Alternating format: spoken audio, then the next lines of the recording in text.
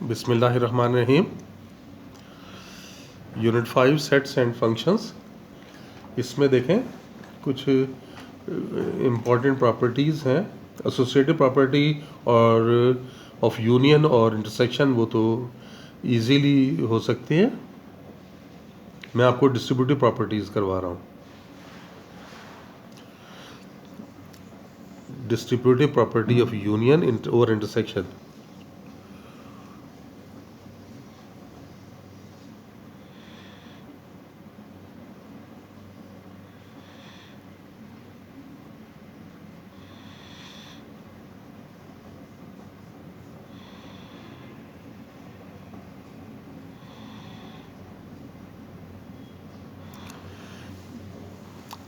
यानी आपको ये प्रूव करना है A union B intersection C equals to A union B intersection A union C. ये आपको प्रूव करना है। देखें, पहले मैं आपको सेट्स की इक्वालिटी के बारे में बता दूं।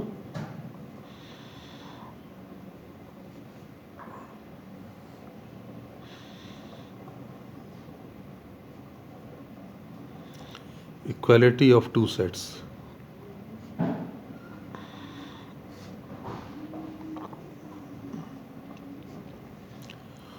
Two sets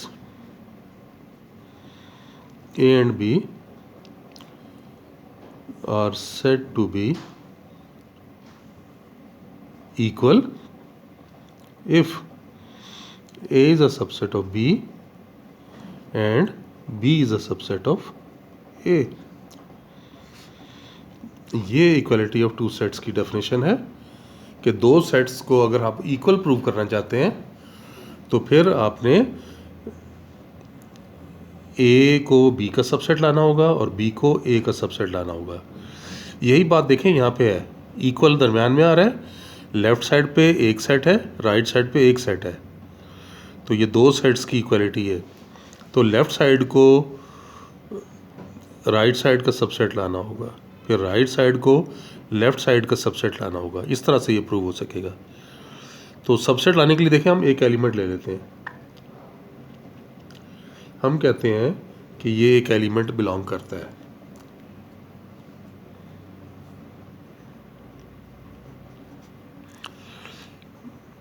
late x belongs to A union B intersection C। ये हमने एक एलिमेंट ले लिया। अब देखें, यूनियन से बिलोंग करने का क्या मतलब हुआ? या तो वो A से होगा या B इंटरसेक्शन C से होगा।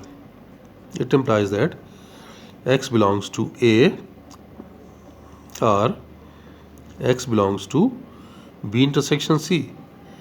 अब ये दो केसेस हैं, या तो A में या B इंटरसेक्शन C में। अगर हम A में ले लें, केस 1,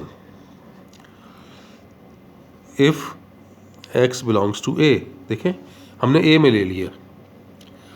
अब आप ये देखें कि हम इसको ऐसे लिख सकते हैं, x belongs to A and x belongs to A। कोई फ़र्क तो नहीं पड़ा ना? अब इसके बाद तो x belongs to A and x belongs to A, ये दो दफ़ा लिखने से देखें कोई फ़र्क नहीं पड़ेगा। अब अगर A में बिलोंग कर रहा है तो हम ये कह सकते हैं ना कि x belongs to A union B, क्योंकि x either belongs to A और बिलोंग्स टू B। A में तो बिलोंग कर रहा है, तो यूनियन B में हो या ना हो बिलोंग करेगा। और इसी तरह से यहाँ पे भी बता सकते हैं कि जब वो A में है तो A यूनियन C में भी होगा। फ़र्ज़ करें C में नहीं है, तब भी आप देखें इनके यूनियन में तो आएगा ना, क्योंकि A में तो बिलोंग कर रहा है। अब आप ये देखें कि x इसमें भी बिलोंग कर रहा है, इसमें भी बिलोंग कर रहा है। जब दोनों में है तो इंटरसेक्शन में भी आएगा। So x belongs to A union B intersection A union C। तो देखें, एलिमेंट किसका था? इसका था ना, A union B intersection C का, और इधर बिलोंग कर गया। अब केस 2 ले लेते हैं कि A में ना लें, x intersection x A B intersection C में ले लें। Case 2, if x belongs to B intersection C। अब देखते हैं क्या होगा। देखें, x belongs to B and x belongs to C। B में भी है और C में भी है। तो जब B में मौजूद है तो A यूनियन B में भी होगा। बेशक A में ना हो, B में तो है ना। और इसी तरह से हम ये कहेंगे कि x belongs to A union C, क्योंकि C में जो बिलोंग करता है और ये दोनों में है तो इंटरसेक्शन में भी होगा। So x belongs to A union B intersection A union C। So in both